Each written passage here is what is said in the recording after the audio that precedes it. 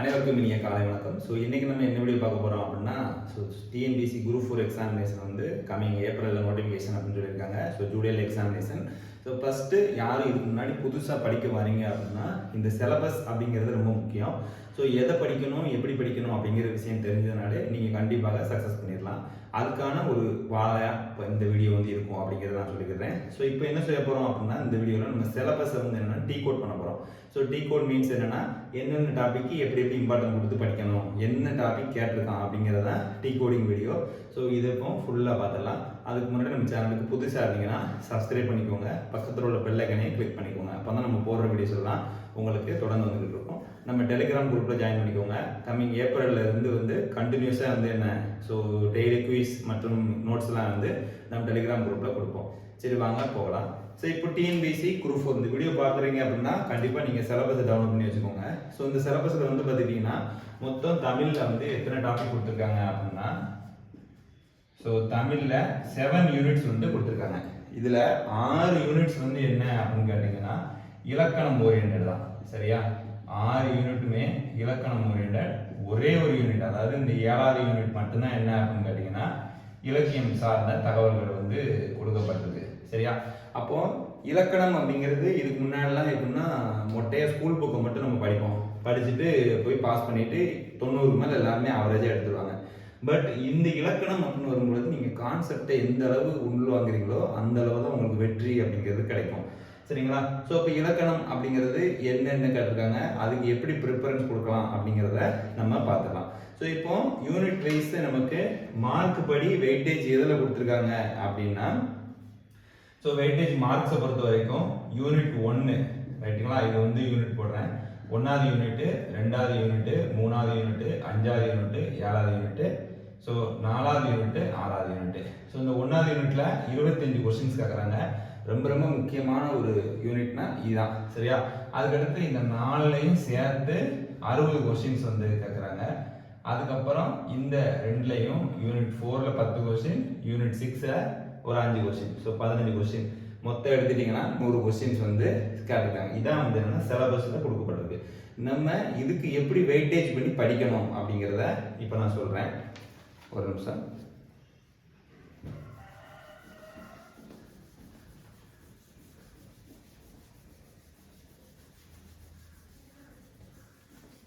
Okay, so first நம்ம எதுக்கு preference கொடுக்கணும் அப்படின்னு பார்த்துக்கிட்டிங்கன்னா,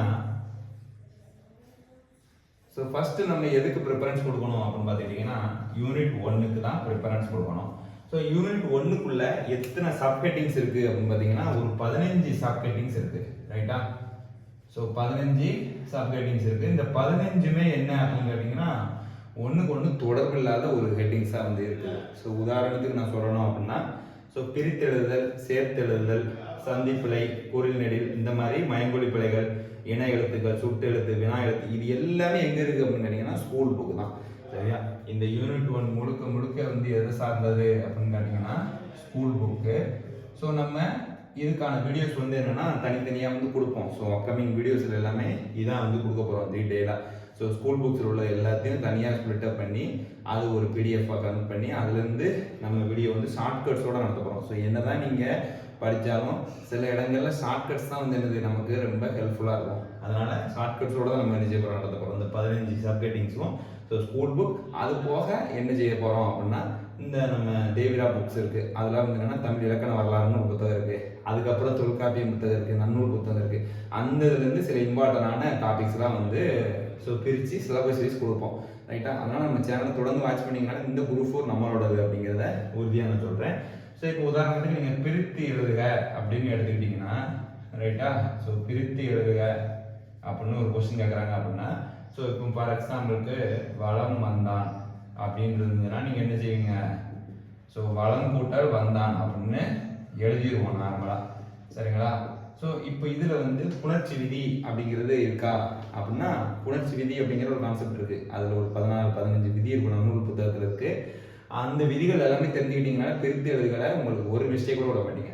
ஸோ நார்மலாக இந்த மாதிரி இருக்கிறத நம்ம என்ன செஞ்சுருவோம், ஸோ ஈஸியாக போட்டுருவோம்.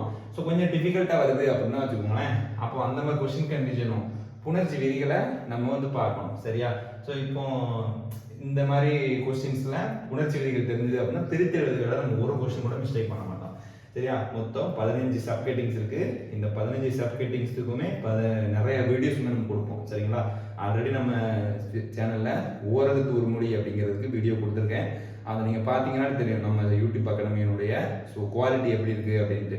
சரிங்களா? ஸோ இப்போ ஃபர்ஸ்ட் யூனிட் 1க்கு 15 சப்கேட்டிங்ஸ் இருக்கு. ஸ்கூல் புக் ஃபர்ஸ்ட் ப்ரிஃபரன்ஸ் கொடுக்கணும் அப்படின்னு சொல்லிட்டேன். அது போக நம்ம சேனலை வாட்ச் பண்ணுங்க. ஸோ அடுத்து நம்ம ப்ரிஃபரன்ஸ் எது கொடுக்கணும் அப்படின்னா டைரக்டா யூனிட் 5க்கு போயிடணும். யூனிட் 5ல 15 கொஸ்டின்ஸ் வந்து இருக்கு. ரைட்டா? யூனிட் 5ல 15 கொஸ்டின்ஸ் இருக்கு. எவ்வளவு சப்கேட்டிங்ஸ் தான்? 4 சப்கேட்டிங்ஸ் தான் இருக்கு. சரிங்களா? ஸோ 4 சப்கேட்டிங்ஸ் தான். அது என்னென்ன அப்படின்னு கேட்டீங்கன்னா, ஒரு பேராகிராஃப் கொடுத்துருப்பாங்க. நம்ம ஸ்கூல்லாம் சின்ன பிள்ளையில படிச்சிருப்போம். ஒரு பேராகிராஃப் கொடுத்து அதுலேருந்து சில கொஸ்டின்ஸ் கேட்பாங்க. ஸோ அது ஒன்றா இருக்கு. அடுத்து வந்து செய்தித்தாள், இந்த கவர்மெண்ட் மேகசினு இதுலலாம் இதை கொடுத்துட்டு அதில் என்ன செய்வாங்க, முக்கியமான ஒரு கருத்து இதில் நீங்கள் என்ன புரிஞ்சுக்கிட்டீங்க அப்படின்னு ஒரு 5 கொஸ்டின் கேட்கலாம். அதுக்கப்புறம் ஓமை தொடர்னா நமக்கு தெரியும். ஸோ மழை கண்ட பயிர் போல, ஸோ இந்த மாதிரி வானம் பார்த்த பூமி, ஸோ இந்த இதெல்லாம் பழமொழிகள் வரும், மரபொழி எல்லாமே இதுக்குள்ள தான் வரும். சரிங்களா? அடுத்து ஆவண உள்ளடக்கங்களை புரிந்து கொள்ளுதல். ஸோ ஒரு டாக்குமெண்ட் இருக்குன்னா அதனுடைய முக்கியமான கோர் அது என்ன சொல்லுது அப்படிங்கிறத புரிஞ்சுக்கணும். இந்த 4 சப்கேட்டிங்ஸாக இருக்குது. இதுவும் நம்ம என்ன செய்வோம், ஃபுல்லாக நம்ம வீடியோஸ் கொடுத்துருவோம். ஸோ அடுத்து பார்க்க போகிறது யூனிட் 3 பார்க்க போகிறோம். சரிங்களா? இந்த யூனிட் 3ல 15 கொஸ்டின்ஸ் வந்து என்னென்ன இருக்குது. இந்த 15 கொஸ்டின்ஸில் ஸோ மொத்தம் 5 சப்கேட்டிங்ஸ் இருக்குது. ரைட்டா? ஸோ 5 சப்கேட்டிங்ஸ் இருக்குது. அதில் என்னென்னலாம் வருது அப்படின்னு பாருங்க. ஸோ சொற்களை ஒழுங்குபடுத்தி சொற்றொடர் அமைத்தல். சரியா? இப்போ வந்து கத்தும் குயில் ஓசை இந்த காதினில் கேட்க வேண்டும் அப்படின்னு சொல்லி நம்ம பாரதியார் வந்து படிச்சிருப்பாரு. அது வந்து மரபு ஒழுவு மீதியில் வரும். சரிங்களா? ஸோ இப்போ இந்த மாதிரி இருக்கும் பொழுது இந்த வரியை என்ன செய்வாங்க, மாற்றி கொடுப்பாங்க. அப்போ அதெல்லாம் நம்ம என்ன செய்யணும், ஸோ ஒழுங்குபடுத்தி எழுதணும். அப்போ இதுக்கு என்ன படிக்கணும் அப்படின்னு கேட்டிங்கன்னா, ஸ்கூல் புக்கில் உள்ள அந்த போயம்லாம் இருக்குது பார்த்தீங்களா, ஸோ முக்கியமான குவாட்ஸு இந்த புக்குக்கு பின்னாடி உள்ளது, இது எல்லாத்தையும் என்ன செய்யணும், கண்டிப்பாக படிச்சு தான் ஆகணும். அப்படி படிச்சிங்கன்னா தான் இது இந்த இதில் இந்த சொற்களை ஒழுங்குபடுத்தி அமைத்தல் அப்படிங்கிறத நீங்கள் வந்து பண்ணிய முடியும். அடுத்து தொடரினுடைய வகைகள் 9ஆம் புத்தகத்தில் அழகாக கொடுத்துருக்காங்க. ஸோ தொடர் வகைகள் வந்து செய்வினை, செயற்பாட்டு வினை, தன்வினை, பிறவினை. ரைட்டா? ஸோ இந்த மாதிரி இருக்கலாம், இதெல்லாம் நம்ம படிக்கணும். அடுத்து ஒருமை பன்மை பிழை அறிந்து எழுதணும். ஸோ மாடுகள் வந்தன, மாடு வந்தது. சரியா? அவன் வந்தான், அவர்கள் வந்தார்கள். ஸோ இந்த மாதிரி இருக்கு இல்லையா, இதுதான் ஒருமை பன்மை. சிம்பிள் தான், நம்ம எல்லாத்துக்குமே வெளியே கொடுத்துருவோம். அடுத்து மரபுனால நமக்கு தெரியும். ஸோ திணைனானது உயிர் திணை அக்கரணை. ஸோ ஒரு கண்குட்டி வருதுன்னா என் அம்மை வந்தாள் அப்படின்னு சொன்னாங்கன்னா அது என்னது, ஸோ திணை வலுவு மீதி தான் வந்துடும். ஏன்னா அது வந்து அப்படியே கூட்டு பழகிட்டோம். வலுவுன்னு ஒன்று இருக்குது, வலுவு மீதி ஏகப்பட்டதுக்கு இலக்கணத்தில் ஆய்வு clear explanation to you. So next பால் வலுவு மீதி, கால் மரபு, வினை மரபு, தொகை மரபு. தொகைனா என்னது, ஸோ நிறைய இருக்கிறத ஒரு இதில் தொகுத்து கூடியிருப்பாங்க, அதான் தொகை அப்படின்னு சொல்லுவாங்க. ஃபார் எக்ஸாம்பிளுக்கு மக்கள்னா கூட்டம், ஆட்டுனா மந்தை. சரியா? இந்த மாதிரி இருக்கிற எல்லாமே ஸ்கூல் புக் தான். சரிங்களா? நம்ம வந்து எல்லாம் தனித்தனியாக உங்களுக்கு ஸ்ப்ளிட் பண்ணி கொடுத்துருவோம் மெட்டீரியல். ஸோ அடுத்த பிறகு என்னன்னா, இந்த நிறுத்தல் குறியீடுகள் எங்கே வைக்கணும், ஃபுல் ஸ்டாப் எங்கே வைக்கணும், கமா எங்கே வைக்கணும், செமிகோலன் எங்கே வைக்கணும், கோலன் எங்கே வைக்கணும், அந்த மாதிரி டாபிக் கொடுத்துருக்காங்க. ஸோ டோட்டல் சப்கேட்டிங்ஸ் வந்து யூனிட் 3ல 5 15 கொஸ்டின் ரொம்ப ஈஸியாக கிளியர் பண்ணிடலாம். ஸோ இந்த 3 டாபிக் நம்ம படிக்கிறதுனால மொத்தம் நம்ம எவ்வளோ கொஸ்டின் அடிக்க போகிறோம், 55 கொஸ்டின்ஸ் வந்து என்னென்னா ஈஸியாக இதில் கவர் ஆகிடுது. சரிங்களா? அடுத்து நம்ம பார்க்க போகிறது யூனிட் 2. ஸோ இந்த ஹைரார்க்கியில் தான் நீங்கள் படிக்கணும். சரியா? நம்ம வீடியோ போடுறதுமே இந்த ஹைரார்க்கியில் தான் வீடியோ போடுவோம் யூடியூப்பில். ஸோ இதில் வந்து பார்த்துட்டிங்கன்னா எதிர்ச்சொல் வந்து 2 யூனிட் 1ல் இருக்குது. ஸோ மொத்த சப்கேட்டிங்ஸ் வந்து நான் 8ஆக பிரிச்சிருக்கேன். ரைட்டா?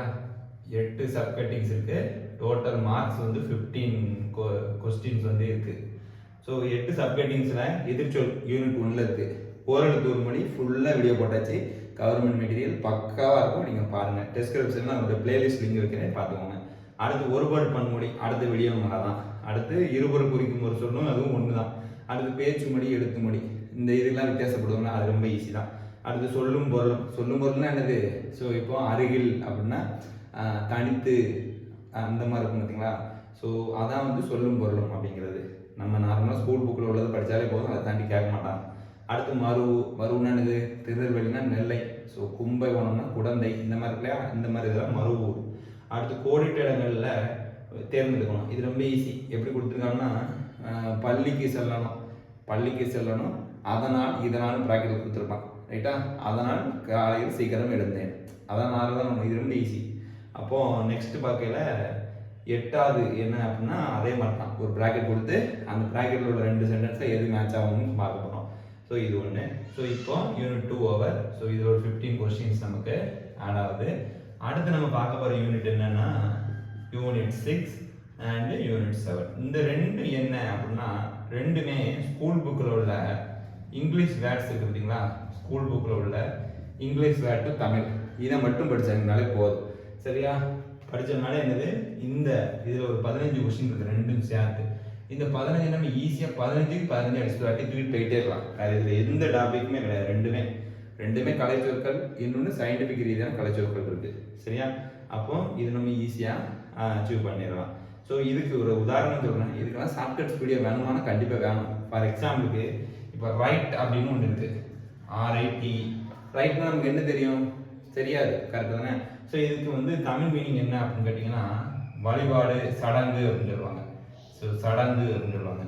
ஸோ நம்ம எந்த ஒரு இது பண்ணாலுமே எப்படி செய்யணும்? ரைட்டாக செய்யணும். மத விஷயங்களில் ரைட்டாக செய்யணும். அப்போ ரைட்னா ரைட் அப்படிங்கிறத ஷார்ட்கட் கொடுப்பேன். ஸோ இந்த மாதிரி ஷார்ட்கட் வீடியோஸ் எல்லாமே நம்ம சேனலில் வந்து கொடுப்போம். ஸோ தொடர்ந்து சேனலை பாருங்கள். அடுத்து நம்ம பார்க்க போகிறது என்னென்னா யூனிட் 6 அண்ட் 4 வந்து இங்கே பார்க்கணும். நெக்ஸ்ட் பார்க்க போகிறது யூனிட் 7. யூனிட் 7ல என்ன இருக்குது? Full and full literature. So அறிஞர்கள் பற்றி, திருக்குறள் பற்றி ஏகப்பட்ட விஷயங்கள் இருக்குது. நாம் என்ன செய்வோம்னா திருக்குறளில் மொத்தம் 20 டாபிக் கொடுத்துருக்காங்க. டோட்டல் 200 திருக்குறள் வருது. ஒரு நாளைக்கு 4 திருக்குறள் படித்ததுனாலே என்னாச்சு, நமக்கு 50 நாள் படித்தோம்னா 200 திருக்குறள். ஸோ தொடர்ந்து நம்ம சேனலில் 50 நாள் ஃபாலோ பண்ணிங்கனாலே அந்த 200 திருக்குறள் அது ரிலேட்டட் வந்து எல்லாமே ஸோ கிளியராக ஷார்ட்கட்டோட உங்களுக்கு சொல்லி கொடுத்துருவோம். சரிங்களா? அதனால திருக்குறள் பற்றி நீங்கள் கவலைப்பட வேண்டாம். அதுபோக அறிஞர்கள் வீடியோ எல்லாமே நம்ம ஸ்கூல் புக் ஷார்ட்கட்ஸ் வந்து ஆல்ரெடி போட்டிருக்கோம். பிளேலிஸ்ட் போய் செக் பண்ணி பாருங்க. ஸோ இதுதான் வந்து என்ன அப்படின்னு கேட்டிங்கன்னா சிலபஸ்னுடைய ஒரு டீகோடிங்காக அங்கே நான் வைக்கிறேன். ஸோ இது ஒரு 15. ஸோ மொத்தமாக சேர்த்துக்கிட்டோம் அப்படின்னு கேட்டிங்கன்னா 100 கொஸ்டின்ஸ் வருது. ஸோ நம்ம யூடியூப் அகாடமி, நம்ம சுவிக்ஸம் அகாடமியில் ஸோ தொடர்ந்து உங்களுக்கு வீடியோஸ் வந்துகிட்டே இருக்கும். நீங்கள் கண்டினியூஸாக வாட்ச் பண்ணி நோட் பண்ணி நம்ம டெலிகிராம் குரூப்பில் ஜாயின் பண்ணி டெஸ்ட்டு போட்டிங்கன்னாலே ஃப்ரீ டெஸ்ட் பேட்சும் நான் அனௌன்ஸ் பண்ணி ஸ்டார்ட் பண்ண போகிறோம். ஸோ கண்டிப்பாக இந்த தமிழில் அபவ் 90, ஸோ 95 மேலே எடுக்கலாம். பட் 90+ அப்படிங்கிறது நம்ம சேனலை வாட்ச் பண்ணுறவங்களுக்கு கண்டிப்பாக கிடைக்கும். ஸோ தொடர்ந்து நம்ம சேனலை பாருங்கள், ஸ்கிப் பண்ணாமல். ஸோ போகிற வீடியோஸ் எல்லா வீடியோவையும் முழுமையாக பாருங்கள். அப்போ தான் உங்களுக்கு எல்லா விஷயமும் புரியும். ஸோ நிறைய பேர் என்ன ஸ்கிப் பண்ணிட்டு போவாங்க.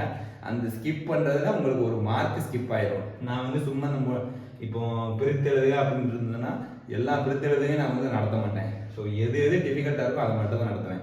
அப்படிங்கிறது நீங்கள் ஒரு தடவை 10 செகண்ட் ஸ்கிப் பண்ணி அங்கே போயிட்டீங்கன்னா அந்த 10 செகண்ட் ஒரு முக்கியமானது இருக்குன்னு வச்சுக்கோங்க, அதை நீங்கள் ஸ்கிப் பண்ணிடுவீங்க. அதனால் நம்ம போகிற வீடியோஸ் எல்லாத்தையும் முழுமையாக பாருங்கள். இந்த குரூப் 4 நம்மளோடது அப்படின்ட்டு உறுதிமொழி எடுத்து ஸோ கண்டினியூஸாக பயணிப்போம். இந்த குரூப் 4 கட்டி தூக்கி நம்மளும் சொந்த மாவட்டத்தில் என்னை மாதிரி நீங்களும் வேலை வாங்க. நன்றி, வணக்கம்.